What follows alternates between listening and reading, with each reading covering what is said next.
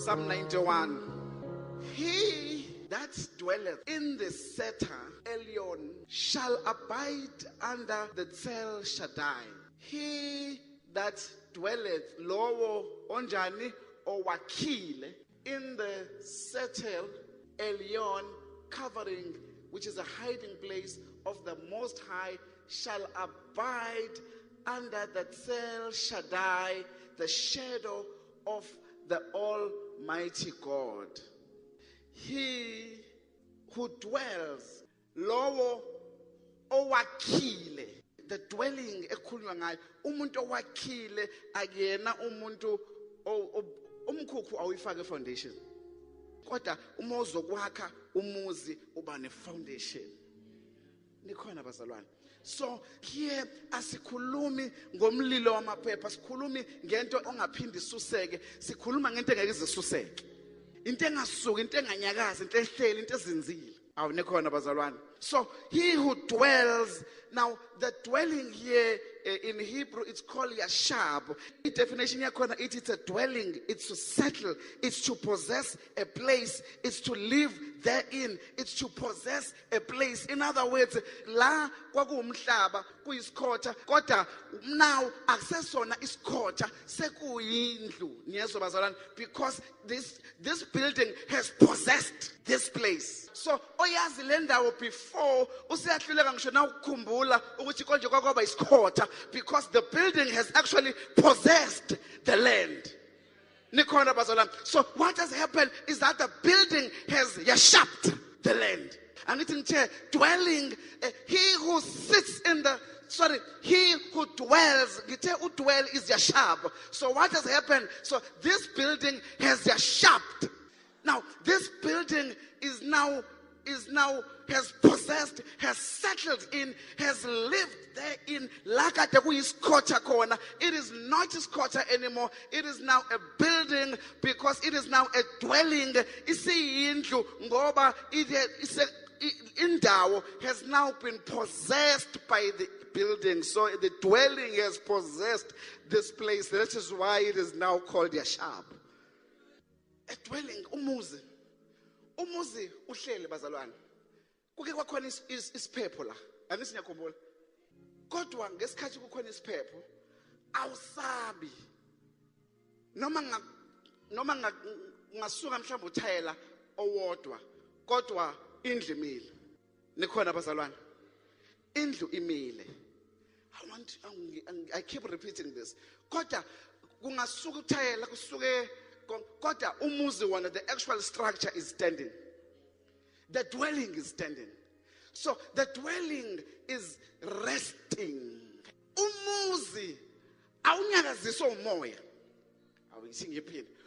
Umuzi awunyakaziswa. The building ngeke uzuyibone ithi kanje ngoba naku umoya uthi. Because the building is settled.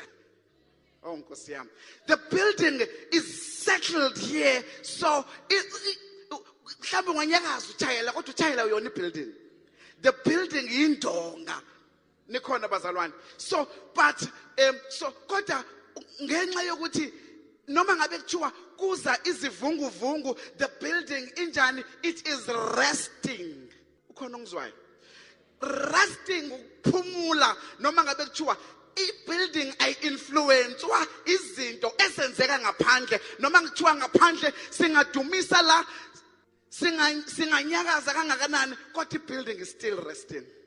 Singabanga umsindo, kodwa i-building is still resting. Singanyusa ivolume, iziqhume, kungaqhuma amaglasi mhlambe, that's fine. Kodwa the actual building, the actual yashab is still standing. There's something about the dwelling, the place, the dwelling place, bazalwane. The yashab. In other words, the yashab does not get influence whether from outside or inside, because okwenzeka ngaphandle akunankinga, okwenzeka ngaphandle iyashab ayinendaba nako ngoba yona it is still resting. Shout and say the rest, it's a resting place. Uma ukhathele uvela emsebenzini, indawo yokuqala la ufisa ukugijimela khona isekhaya. So you're always looking forward to ekhaya. Mawuqeda emsebenzini ukhathele, you want to go back home, and what do you want to go at home and do at home? To rest. Because home is a resting place. Nikhona bazalwane. Because home is a resting place. Because home is a yashab. Because we said yashab, it's a dwelling place, but it's not just dwelling, it's also a resting place. Glory to the name of the Lord. Now, so home is in la ufuna khona ukuphumula, la ufuna khona uthi noma ukhathele, uma ube nenhlanhla uzothola nemassage nikhona bazalwane. Uma ube nenhlanhla uzothola imassage ngoba at home ila uthola khona ukuphumula. Shout and say yashab. It's not a temporal structure. This is not a temporal structure. It's a permanent structure. Nikhona bazalwane. So, uthi he who dwells in the shelter. Yini le bazalwane shelter ngithi? Umpheme. Angithi bazalwane. So, here he who dwells in the shelter. Which shelter is this? It's a shelter. It's a shelter. It is a powerful shelter. It is an amazing shelter. It's a beautiful shelter. It's a non-condemning shelter. It's a shelter of love. It's a shelter ochimongene kuyona noma ngabe kuthiwa izwe likwazi ungumoni lifike yona leyo shelter ifike icomfort. It's a shelter where you don't pay for a massage. Awukhokhi lutho for a massage. You get massaged by the word of God. In that shelter uthola ukudla mahala. In that shelter akukho kuswela. In that shelter, it's a powerful shelter. It's a shelter that is full of unmerited favor. It's a shelter that is full of grace. It's a shelter engeke noma ngabe kuthiwa kade wenze mapha amaphutha ngeke ize ikubangela umsindo, ngeke ize iqulise, kodwa izokubuyisela endleleni and said, my child, I love you. Please don't do this again. It's a shelter of love. It's a shelter of comfort. It's a beautiful shelter. In that shelter, you get a kiss. You get a kiss in that shelter. You get a kiss in that shelter. Through the Holy Spirit. It's a shelter. It's a powerful shelter. That shelter, that shelter, it's a powerful shelter. He who dwells in the secret place of the Most High God. In that shelter, that shelter is still standing. That shelter is Jesus. When Peter looked at that shelter, he was able to walk in water. But when Peter started analyzing his zangaphandle, when Peter started analyzing his vungu, when Peter had fear vungu, he started sinking. So if you dwell in that shelter, if you dwell in that yashab, hallelujah. So a secret place in Hebrew is called Seder. It's a hiding place. That shelter is not a hiding place anymore. It's not hidden, anymore. That shelter has been revealed. That shelter, because when the writer, which we said last week is Moses. Remember, Moses operated under law. But that shelter is not a secret anymore. It's imbuliwe. IwuKristu leyo shelter. It's a shelter asafihliwe. Isimbuliwe thina asekho ngaphansi komthetho yayifihliwe. The Old Testament is Christ hidden. But the New Testament is Christ revealed. In other words, kusho ukuthi uKristu ukhona from Genesis to Malachi. Kodwa inkinga ukuthi ufihliwe lapho. Le ncwadi falls within that book, incwadi yamahubo. It falls within Genesis and Malachi. Ngoba uKristu khona wayekhona kodwa wayifihliwe. Kodwa from Matthew kuyale uKristu siyambona eqaqeka kodwa simbona kakhulu embuleka from Acts kuyale phambili. That place is not a secret anymore. That place is revealed. And that place is Christ. Shout and say, the place is Christ. He is our dwelling place. So uthi uIsaiah He who dwells in the shelter of the Most High God will rest. Will rest, bazalwane. Yes, bazalwane. Because angithi you are dwelling in the shadow. So because you are dwelling in the shadow, so angithi njoba ngishilo ngathi you are rushing to go home. What are you going to do home? You want to rest. Nikhona bazalwane. So we rest when we are in kuJesu. Noma ngabe kuthiwa izimo zinzima kangakanani empilweni yakho, but find rest through Christ. Find rest. KuKristu kunokuphumula. Ngiyangizwa bazalwane. KuKristu kunokuphumula. Uthi Isaiah 60 verse 2 wakhona. Uthi see, darkness covers the earth and thick darkness is over the peoples, but the Lord, noma ngabe kuthiwa ubumnyama has befell endaweni yangakini, noma ngabe kuthiwa ubumnyama buhleli ekhaya, noma ngabe kuthiwa kunamanzi amnyama, noma ngabe kuthiwa kini noma ekhaya kwakho nina mashobolo angakanani, but the Lord, noma ngabe kuthiwa ekhaya imshado ayilungi, I'm saying but the Lord, noma ngabe kuthiwa ekhaya bekha baqedayo esikoleni noma bekha baqeda umatric kodwa namhlanje ngithi but the Lord kuzoqala ngawe, noma ngabe kuthiwa zingakanani izinto ezenzekayo ekhaya emndenini wakho, mhlawumbe ninezifo ezikhona ezaziwayo ukuthi isifo sasekhaya lesi, nikhona obazalwane, isifo sasekhaya lesi, mhlawumbe kukhona owashona ngoshukela nawe ususaba uzoshona ngoshukela, kukhona owashona ngecancer nawe ususaba icancer, kukhona owashona ngasiphi isifo, asikho isifo sasekhaya, because but the Lord, namhlanje I'm saying but the Lord rises upon you and his glory shall appear upon you. I'm saying kuwena namhlanje phuma eyintweni zasekhaya ngena eyintweni zakaKristu. Namhlanje ithi ngikutshele bangakutshela ngezinto zasekhaya, bathi izinto zasekhaya lokhu ukufa kasekhaya, amabhadi asekhaya, amashobola asekhaya. Namhlanje change the language ekhaya and say but the Lord. Shout and say but the Lord. Shout and say, but the Lord shall rise and appear. Asikho izinto zasekhaya mosuKristu mzalwane. Kukhona izinto zakaKristu mosuKristu. Ngoba umuntu uma ekuKristu uyisidalwa esisha, kudalwa konke kabusha. Bheka okudala sekunjani, sekudlulile. Bonke abamamkela wabanika amandla negunya lokubizwa ngabantwana bakaNkulunkulu. We are powerful. We are more than enough.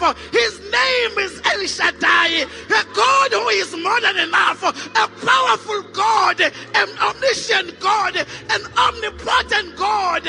Shout and say he's more than enough. Phuma kwezasekhaya namhlanje. You see, amaJuda ayiba nama-sacrifices awu-2. Kwakuba khona i-sacrifice yokuqala eba ngo-9 ekuseni. Ingakho phela uKristu alengiswa esiphambanweni ngo-9. Kodwa bese kuba khona i-sacrifice yokugcina. Le sacrifice yokugcina ingo-3 ntambama. Ingakho uKristu, he could not die the first sacrifice.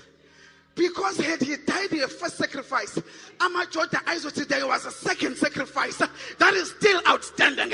At 3 o'clock, uKristu wathi, it is finished. It is finished. Ngoba it was the second and the last sacrifice. He made us to rest, even in the midst of pain, even in the midst of troubles, even in the midst of challenges. We need to rest in that dwelling place. Shout and say, I'm resting. Shout and say, I'm resting. I know my kids are going through tough times, but I'm resting. I know my finances are having a show, but I'm resting. I know it's in Takaya as Lungil, but I am resting. I know but I'm going to rest on the Lord. Those who trust on the Lord, they shall mount their wings like an eagle. Shout and say, I'm resting. I have not found a job, but I'm resting. Yes, things are not going well, I'm shadowing, but I'm still resting. Rest. Rest in that shadow. Rest in Jesus. There is no other dwelling place there is no other place other than Jesus. It is the safest place. It is the safest place. It is the safest place, bazalwane. Oh, mohleli kuJesu. Uthi uJesu wena nanonke enikhathazekileyo. Wozani kumina. He's calling you to that dwelling place. He's calling you to that higher place. He's calling you to that better place. He's calling you. He's saying, no matter what, maybe you are weary. Maybe you are tired. Maybe you are tired. Maybe don't talk, just rest and say, you've invited me to rest. You invite them. Come, you all who are weary and burdened. Yabona umuntu ophedened, umuntu osindwayo, othwele, iyamsinda lento. Uyafuna ukusebenza, kodwa manje akahambi kahle. Uyambona usesontweni kodwa unenkinga because uthwele. There is something that you are carrying, but namhlanje uKristu uthi come unto me. Angenwa nayo, he will say, take it down. Mongena in that resting place, he will take it off from you. Njengengane uma ibona umama ephethe plastic, ephethe kabi, the first thing ayenzayo ukubamba plastic before ahaka umama. It's the same thing na kuKristu. He will take all your burdens, all your worries, all your worries, all your pains, all your challenges. He will take him to Alogwena and then say, my child, hallelujah. I am reminded of indodana yolahleko ngesikhathi iziqhamuka laphaya ubaba kabangesayibuza ngokuthi velaphi nanga ingemali azangesayibuza ngayo, but the first thing wayigqokisa amasandali wenza sure ukuthi i-right noma ngabe kuthiwa yini mhlawumbe uvucu eyayiphethe wathi ubaba don't worry about it, I'll take care of it. It's a resting place. It's a higher place. It's a beautiful place, bazalwane. Walking with Jesus. Uthi mayicula athi walking in love. Uthi walk in love. uJonathan Butler uthini? Falling in love with Jesus was the best thing. Let me tell you, it was the best thing which ube khona namhlanje la, because Christ wants to deal with your weariness. Ufuna ukudila nokuthwala kwakho namhlanje. Usuthwale kakhulu dadewethu, usuthwale kakhulu mfowethu. You've been rejected by that boyfriend akutshela ukuthi you are useless. But namhlanje I'm telling you that you are the beloved in Christ. You've been told that you are useless, but namhlanje I've come to tell you there is no amount of condemnation. Uthi verse 2 of chapter 91. Uthi, I will say of the Lord. I will say, I. Who will say? It's I. I. What do you say when? Are you saying I'm the rejected? What are you saying? Are you saying I'm not beautiful? What are you saying about yourself? Are you saying I'm not good enough? What are you saying about yourself? I don't know what you think when, but here umbhali uthe, he who dwells in the secret place of the Most High God uzovikeleka. Usethi, I will say. It's not what the Lord is saying, it's that what I am saying about myself. Am I saying what the word is saying about myself? I'm challenging you. What are you saying? Ngawe. Uthini ngawe wena? Uthini uzibiza kanjani? Izwi lithi you are accepted in the beloved. Ephesians 1:6. But when are you saying, are you still remembering the rejection you suffered from that boyfriend? Oh, hallelujah. Izwi lithi you are royal priesthood. I call my Khadija, my princess, the most beautiful woman on earth. And I will dread the day. But noma semtshela umfana ukuthi uyilutho, ngofike ngimhleke. In fact, ubhuti wakhe bahleze bexabana. Athi, ayikho princess nje. Kithi mina baby, do you believe what Asavela tells you or do you believe what Daddy tells you? Ubani okuzalile wena? He's only your brother. Mina ngizalwe yimi. Awangizwe bazalwane. Uma esethe uAsavel ayikho iprincess nje abuye ekhaya. Esezidoubt. Bayothi befika abafana bayofika bathi ayikho iprincess nje. Athi sengikhale I've cried enough tears through Asavel. Awangizwe bazalwane. I believe what daddy tells me. Namhlanje, I am saying, believe what your daddy tells you. And who is your daddy? His name is God, our Father. He is our Father. He has the best interest in you. Let me tell you, there is no one, not even my wife, has the best interest ngami okudlula uNkulunkulu. She may doubt me, but God doesn't doubt me. She may doubt me, but God doesn't doubt me. What do you say about yourself? God says you are the royal priesthood. God said you are blessed coming in and blessed coming out. But when I ukhuluma about ukuhlupheka kwakho, what are you saying? This is with namhlanje. I will say of the Lord, He is my refuge. He is my fortress in whom I trust. You see, the biggest challenge is that when we are under pressure, for whatever reason, we lose the confidence in uNkulunkulu. We begin to doubt uNkulunkulu. We begin to be unsure ngalo uNkulunkulu nothando. And yet He's a God of love, who loves you unconditionally. Asikhulume iqiniso bazalwane. Mase kufike lesivunguvungu sasekhona 2 weeks ago, niyabona lo moya wonamandla. Singabashiki ngithi bazalwane, because asabe ukuthi sizoha kanjani ekhaya, sizosaba nokuthi kwale building ingahamba. Fear makes us to confess wrong things. What do you confess about your life?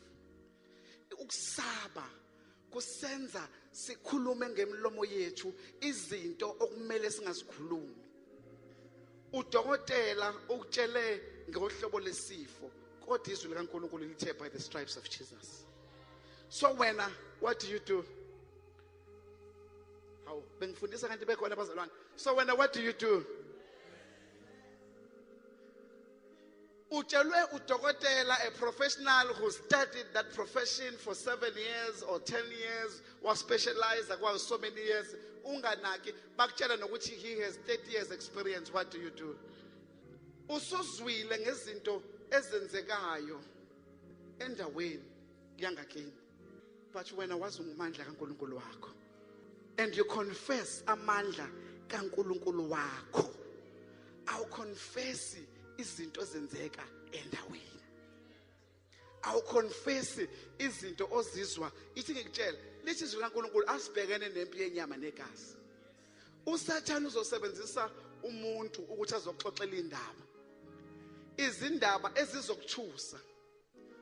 Awunikhona bazalwane, ezizokuthusa thusache. Sisanda kuqala ukwenza counseling nomngami in very early years of the ministry. Ngangihleze ngiba worried ukuthi sisanda kwenza counseling yomunye, ngiyabona umngami usengibuka ngaleyo ndlela nami. Ukhona ongizwayo? So kusho ukuthi ubaba usibanibani mayenza ukuthi kusho ukuthi noKhambule uyakwenza ukuthi. You see, at that time it was still very early of the ministry, but now over time she began to understand ukuthi hayi, uKhambule ubaba umntambo uKhambule akasiyena umntambo. Niyawuza umehluko bazalwane.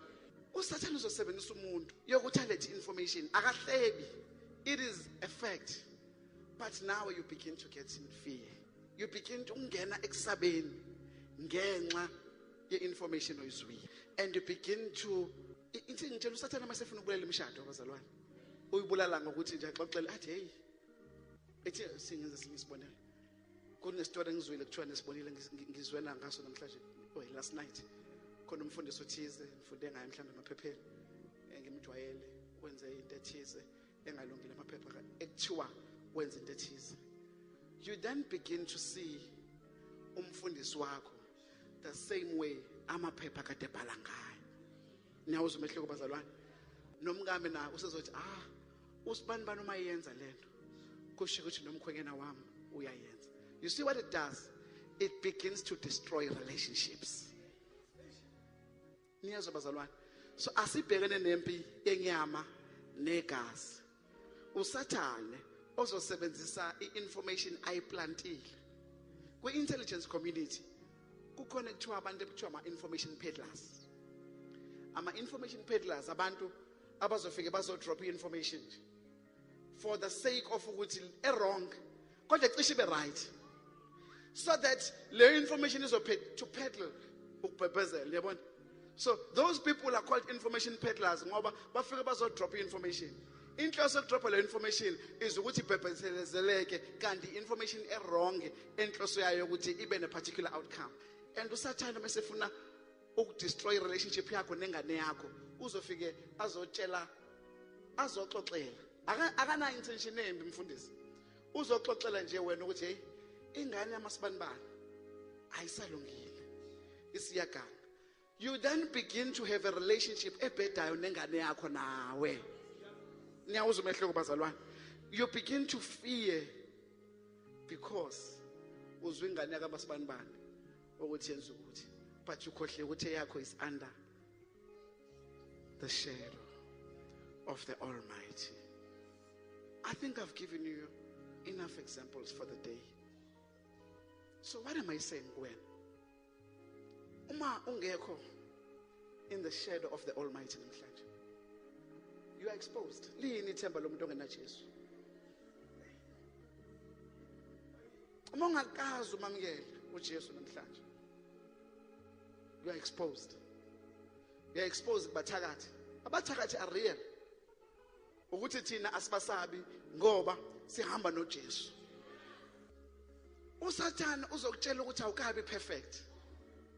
But ngeke uzube perfect to outside dwelling. You get perfected over time. Uzothi wena ungeza kanjani la phambili? Iza ngoba ngeke uzulunga ungekho ngaphansi hlala ngaphansi komphela. I declare namhlanje ukuthi sonke bazalwane sifikele. Mase wamukela uJesu, you are saved. Ungasabi.